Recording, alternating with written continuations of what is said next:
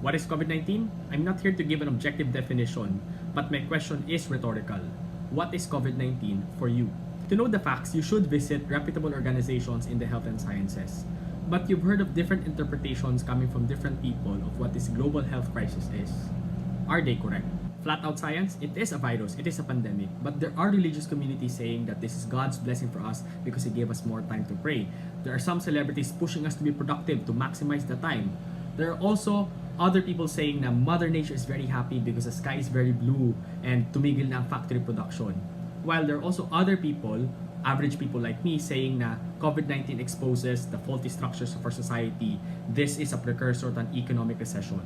Would you immediately close the tab or cancel me if I say that these interpretations are valid for the people who are giving them, but they're simply not just communicated well? Unless it's a categorically baseless claim like COVID-19 is a man-made thing in the laboratory, which by the way doesn't have enough substantive evidence yet, I think we should allow them to freely express themselves as long as the delivery does not present a third-party harm. In psychotherapy or counseling sessions, you will stumble upon the term meaning-making. It's when you share your experiences and say what they mean for you. It seems like a fancy synonym for description, definition, explanation. Actually, mukhang KJ yung term na meaning-making because it doesn't follow the suffixes shon. But I find the term more personal. And I'm not going to claim as an expert of psychology or semantics, but I find the terms describe, define, or explain, it seems direct already, like something is out there, you just have to point it out. But meaning making requires us to look inward, dig deep, and pull out those thoughts and make meaning out of them. We do it all the time. We put meaning into things in ways that make sense to us, comfort us, align to our values. When something is immense and overwhelming at di natin siya kaya comprehend. And of course, a pandemic is just too real and too much for any of us to handle. It's actually the first time our generation, even the few age brackets before us, had something with this magnitude and lasting impact. Very small number of people living today can share the experience with the Spanish flu. And therefore, we make meaning out of this in whatever way that gives us a grasp of what's happening. If it's not based on science or facts or objective reality, that is the human in you applying some meaning making. Here lies the problem with the subjective interpretation of what the pandemic is. While I do agree with an individual's freedom of expression, if it's just for you, go ahead. But when you give out blanket statements of what COVID-19 is, of what people should do with it, this is where toxic positivity happens. What exactly is a toxic positive statement? If you share something positive or not related to the fight against COVID-19, are you a toxic optimist? No, I don't think so. But when you use the words should, always, every time, must, and applied with a tone of command and it's aired out to the general public, what you're actually doing is you're invalidating some people's experiences, exhaustion, suffering, and depression. This is a blessing from God. We should all be thankful.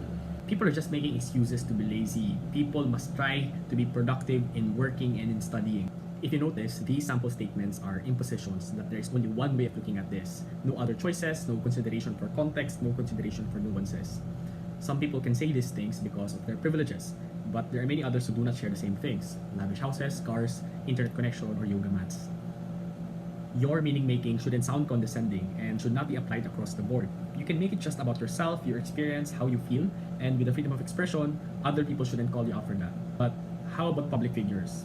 Well, celebrities in the showbiz industry always get savage backlash when they speak that way, kasi with their big influence, whether intentional or not, they paint a picture of how society should view things. And unfortunately, how they paint things could smudge down the actual sufferings of others. Here's my sober take on it. There are people who are just arrogant, but there are also other people who are simply not just aware of their privileges. When they are just innocently sharing how they make meaning out of this, they do so to calm themselves or to find that resolve. I'm not here to defend their words. If it's sprinkled with toxic positivity, it's not helpful at all. But if you give hateful comments right away directed towards their coping mechanism, not only will they feel bad for speaking their heart out, I guess the conversation could automatically be shut down. So I think it's better to educate them first, explain why what they said is a privileged thing before the cancel culture. But for people in power, on the other hand, they must be held on a different standard. Unlike celebrities who at worst will just shape social narratives, kasi kaya pa rin naman natin ma-counter yan with a more dominant viewpoint. But misinformed and privileged opinions of authorities, health leaders, elected officials, they shape public policy. Now that's a third-party harm. So yun, those are my shared thoughts on the matter. I'm curious, how about you? How have you been making sense of the situation? But if you want to read about my journey of meaning making on this quarantine, you can read about this on my blog post below. It's linked on the comment section or in the description. And I might attach some relevant links as well. Thank you so much.